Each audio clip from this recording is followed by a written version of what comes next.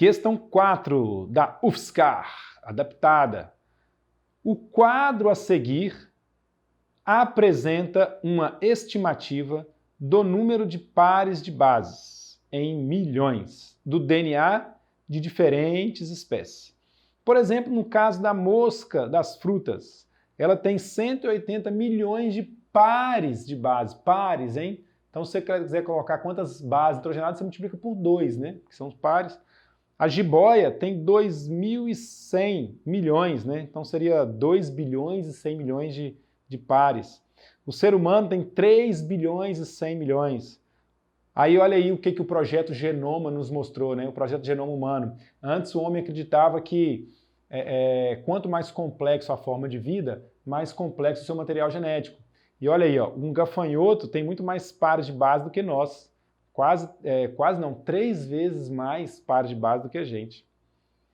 A cebola, olha a cebola, 18 mil pares de base. O peixe, 140 bilhões de pares de base. A ameba, 670 bilhões de pares de base. Olha, muita coisa, né? Esses dados confirmam que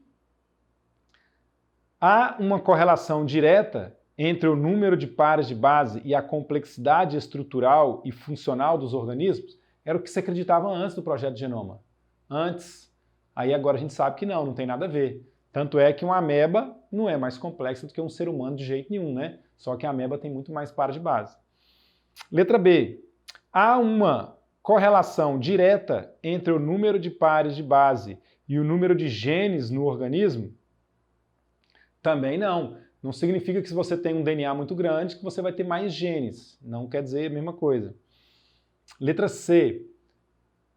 Em relação aos outros organismos, as amebas codificam e sintetizam um maior número de tipos de proteína. Não, o fato dela ter mais pares de base não diz isso, porque o que codifica e sintetiza a proteína são genes. E o fato dela ter mais pares de base não significa que ela tem mais genes. Ela pode ter mais DNA lixo. Lembra do conceito de DNA lixo? E letra D. O DNA é composto por muitas sequências de pares de base que não codificam proteína. É o DNA lixo. É exatamente isso. O DNA é composto por muitas sequências de pares de base que não codificam proteína. Como é chamado os trechos do DNA que contêm pares de base e que codificam proteína? Gene, são os genes.